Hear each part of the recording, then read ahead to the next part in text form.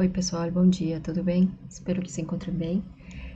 Antes de continuar com as nossas aulas referentes ao conteúdo programático da disciplina, eu gostaria de fazer uma revisão de alguns elementos da estatística básica necessários para a compreensão do nosso estudo que segue de distribuição amostral da diferença de médias e proporções, tá?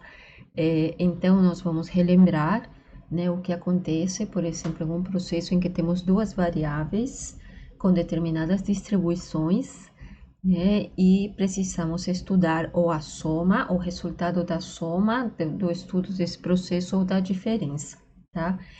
Para isso, a gente vai partir de um exemplo hipotético, né?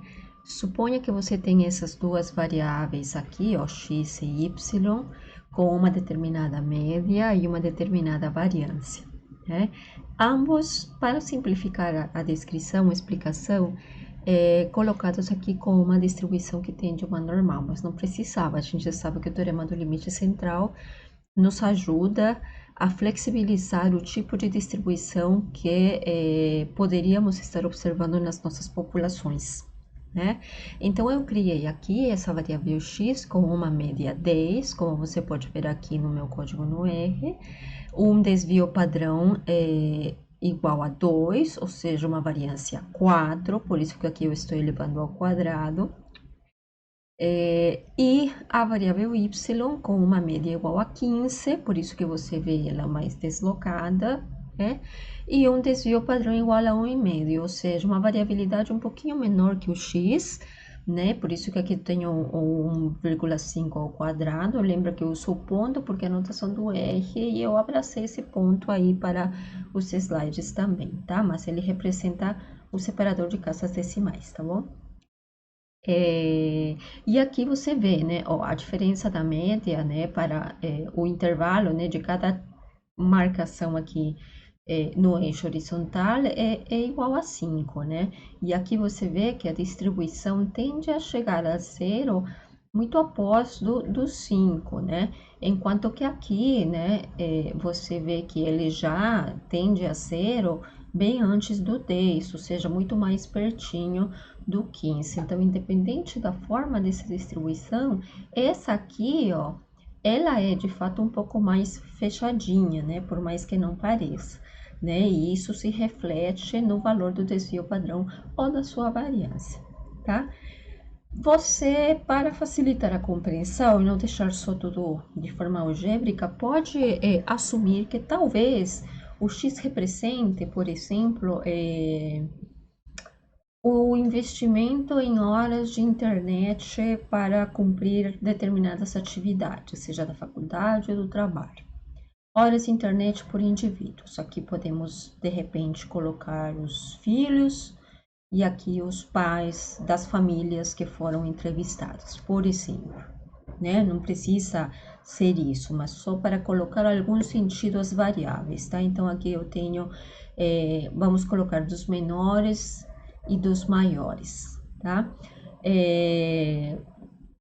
Pessoas menores de idade, né, despendem em média 10 horas aulas semanais para cumprir com as suas atividades, as suas obrigações, enquanto que os maiores, os adultos, né, gastam uma média de 15 horas semanais de internet para exercer as suas atividades, né? A variabilidade entre os menores, né, vai ser um pouco maior, vai ter gente que vai gastar 14, aliás, 12 horas ou 8 horas, né? Vai ter algum caso atípico também, né? Você vê aqui, por exemplo, né? Um pouquinho mais, né? E assim por diante, né? O Y é a mesma coisa, uma média de 15, mas pode ter gente em menor, com menor chance, né? O desvio padrão é menor, né? Gastando mais de 17 horas, por exemplo, ou mais de 16 horas, vai ser um pouquinho mais raro, tá? Muito bem, essas são as minhas variáveis, cada uma tem a sua média. Observa aqui, o x tem uma média 10 e o y tem uma média 15. Suponha que essas são informações populacionais, né? Agora, a gente vai ver o seguinte, ó.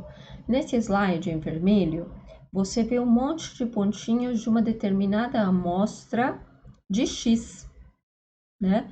Ou seja, das horas de internet dos menores, né? É uma amostra, então, dos menores entrevistados, né? Aqueles que foram questionados a respeito de quanto tempo gasta de banda, né? De internet. E aqui a gente tem os maiores, né? Percebe que aqui a média é 15, por mais que não pareça, a média é 15, aqui a média é 10. Então, tem gente que gasta acima de 10, tem gente que gasta abaixo de 10, e são menores de 18 anos. Os maiores de idade, tem gente que gasta acima de 15, e tem gente que gasta abaixo de 15 horas semanais, precisam de menos tempo de internet. Certo? Aqui você vê que a banda que cobre todos esses pontinhos é um pouquinho maior, né? Porque a variância aqui era 4, enquanto aqui a variância era de 1,5 ao quadrado, né? Então, aqui a banda vai ser um pouquinho menor. Que banda é aquela que contém todos os pontinhos aqui nessa nuvem, né? O que tem no eixo horizontal é simplesmente uma ordenação, né, da sequência. Por exemplo, de repente, para i igual a 10, eu vou ter o indivíduo 10 nesse conjunto de menores de idade que foi entrevistado. Já no Y, para i igual a 10, vai ser a 10ª pessoa adulta que foi entrevistada, tá? É só isso, só para te mostrar essa nuvem de pontos, né, que compõem as minhas amostras, tá? Agora são amostras, tá? De X e de Y, tá? Mas aí vem o seguinte, ó. Se eu quero avaliar a diferença dos gastos de internet em horas desses dois conjuntos, será que de fato o adulto gasta mais horas de internet do que os menores de idade? É uma pergunta válida, né? Porque posso chegar à conclusão de que não, que todos gastam uma média muito próxima, né? E que essa diferença não é significativa, né?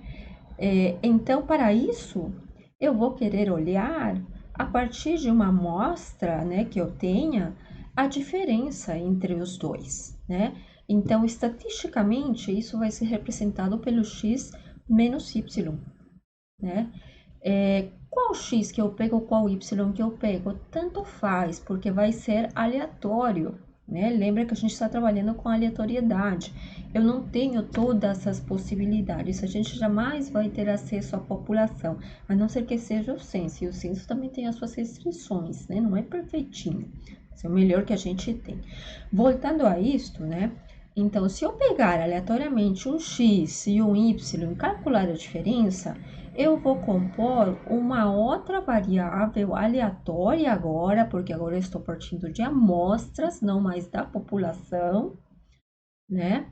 Que vai me definir uma outra variável, que no caso é x menos y, né?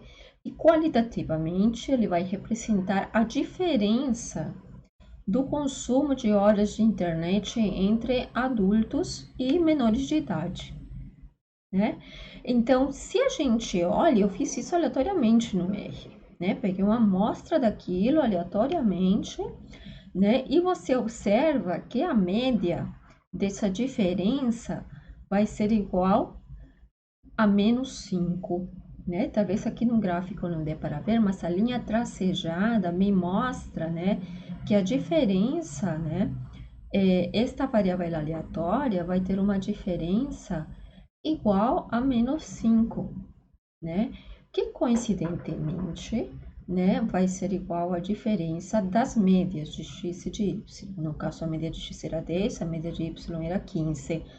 O 10 menos 15 vai te dar o menos 5, que vai ser a média, né, dessa diferença aqui amostral. Mas será que é coincidência mesmo, né?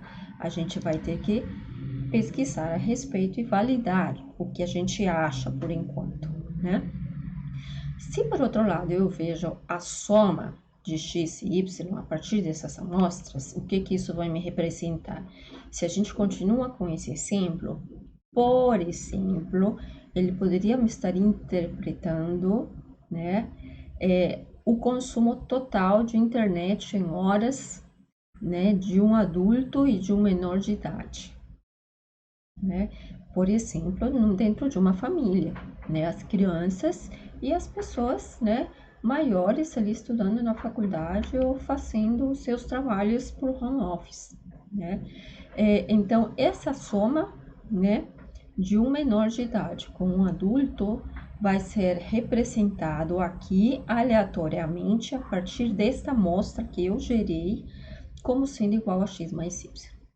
E se você olha bem aqui no eixo vertical, né, essa amostra possui uma média, se eu calculo a média de todos esses valores aqui aleatórios de x mais y, ele vai me mostrar que, em média, esse valor me deu igual a 25, né?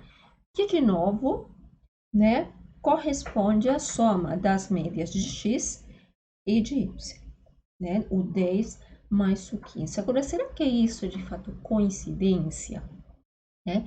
Lembra que esses carinhas são totalmente independentes uns dos outros, né? São amostras independentes. Então, estatisticamente, quando a gente tem esses conjuntos, essas variáveis aleatórias que são independentes entre si, né? A estatística nos mostra, né, que a esperança da soma vai ser igual à soma das esperanças das variâncias independentes. Por isso que aqui a média, né, dessas observações todas deu muito pertinho do 10 mais 15, né? E a diferença, né, como são variáveis independentes, a esperança da diferença vai ser igual à diferença das esperanças independentes, ou seja, o 10 menos o 15.